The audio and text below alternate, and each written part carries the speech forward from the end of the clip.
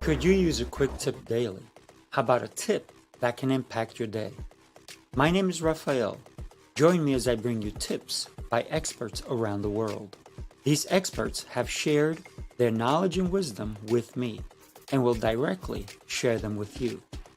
Make sure to subscribe, like, follow, and comment, and I would love for you to become part of the New Tip Daily community.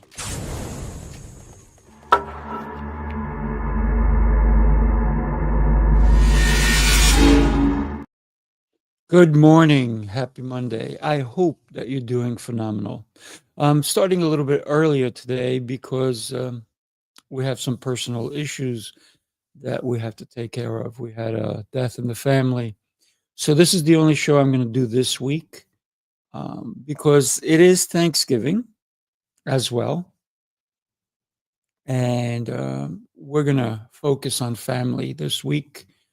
And we will be back next week. But I also want to take a minute and talk to you about personal leadership and why that's important for all of us. I've had some clients who were not that personal when it came to their leadership style. And once I started working with them, not only were they happier, but their employees were happier. And guess what? Production went up. Their employees were made to feel as if they mattered, and that changed the dynamic of the company. So why is it that we need to make it personal as a leader? For example, I had a client who would walk by a person, sometimes not even say good morning because they were rushing. But on a particular day, and I found this out later, they walked by the person, they didn't even say a word, they just put their hand up and kept walking. And then they called their secretary and said, "Hey, tell Joe to come in." Meanwhile, they just passed by Joe. They could say, "Joe, can I see you in a couple of minutes?" Or whatever, in 10 minutes, 15 minutes, whatever it was. And it was my client wanted Joe to take care of something. But meanwhile, he was not personable enough to stop, talk to Joe for a minute and a half, maybe.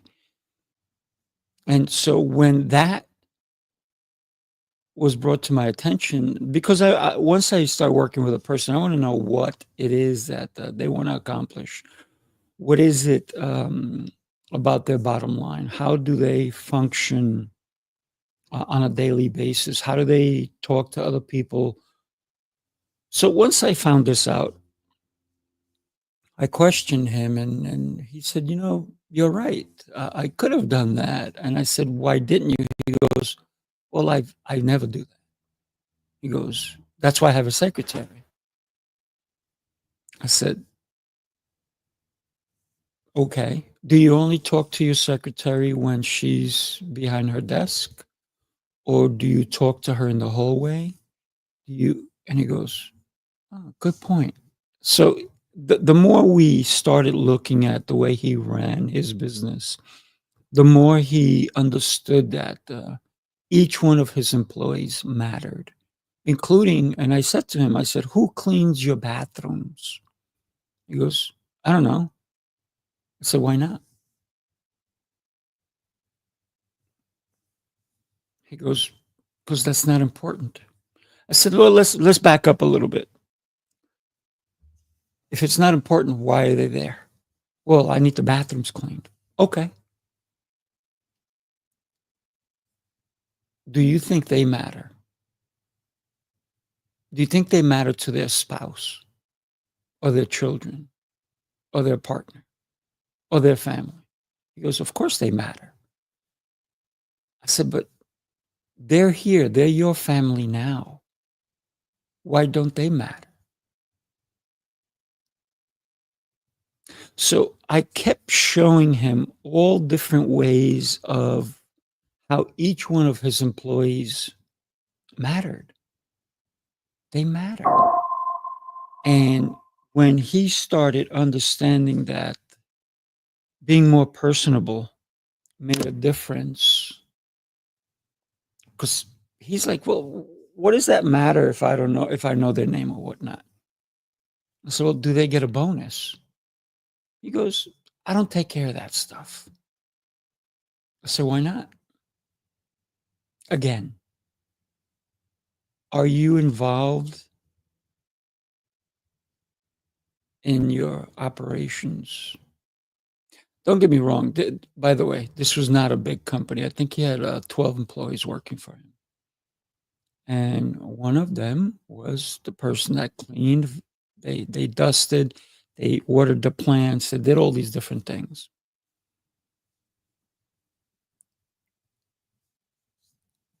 When it comes to now, if you have a huge corporation and you have thousands of people working for you, yeah, it may be hard to know their names. It may be hard to understand that they get a bonus, how much, and what so forth and whatnot. But you have the right people in place, and they, in turn, when it comes down, right? When we go down the pyramid, if you will, because you have your top, which is you, and then you have people under you, and people under them, and people under them, and so forth, until you get to the, to the front line, if you will. Every one of those people needs to understand that everyone below them matters. Everyone below them matters. So if you have somebody who is leading a team of 30 people, they should get to know who they are. If you have a team of people who are leading 150 people, that's too many people to be leading at once. And I think that you need a second person, a second tier, a third tier, in order to fulfill everybody's needs properly. So you do need a hierarchy of people in charge of others.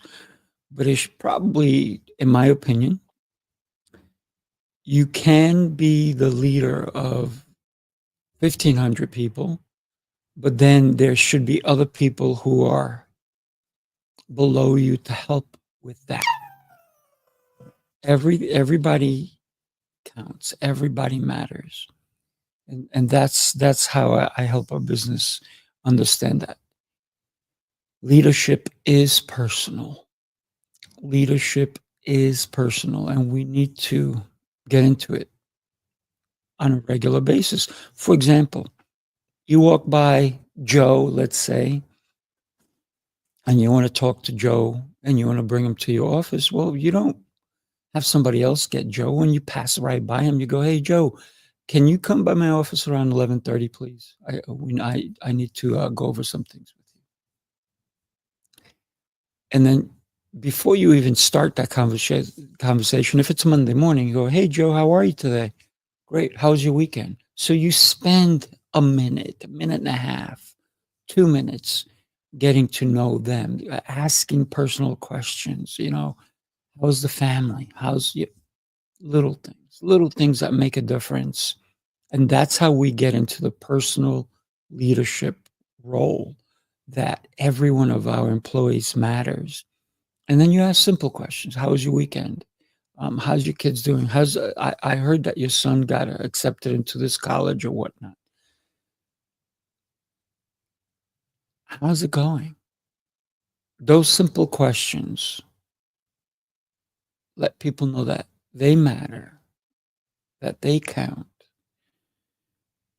And you don't have to stop and do that with 30 different employees, but you can pick one or two, and tomorrow you pick other ones or whatnot. And along the week, by the end of the week, you should have been in contact with every one of your, say, 30 employees. My client who had 12 employees, he sometimes didn't even talk to them at all during that week, except when he needed something from them. But that has changed. His company has actually grown. When it used to be 12. Now I think think it's 23 at this point.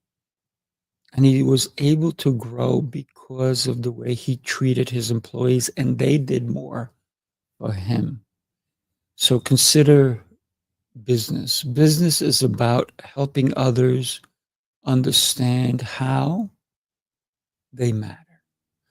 The minute you can do that, wow, can I tell you, it's gonna be really intentional, and it's going to be personal. And these individuals who work for you, it may be difficult for you if you don't do it on a regular basis, but the more you do it, it's a habit. It becomes a habit. All of a sudden, you become truly interested in their lives. It's almost like you're reading a book. It's like, wow, this is a book. These are my employees, and I get to know a little bit about their story. And now you've made them matter. You've made them matter, and that I believe is so, so important. If you have a company and if you're interested in learning how to run your company a little better, reach out to me. SifuRafael.com. I help so many people in so many different ways. But every day, just talk to your employees. That's my biggest tip for you today.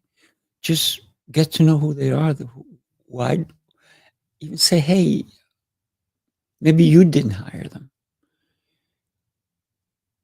And if you did hire them, did you ask them why they wanted even to work for you? If you never got that question asked, find out. Say, hey, when there was a question I meant to ask you, and I know I didn't. Why did you want to work for my company? Find out. It may make a huge difference. So it could be just, I was just looking for a job. Okay. Now that you're here, what do you think? You can't do that on day one.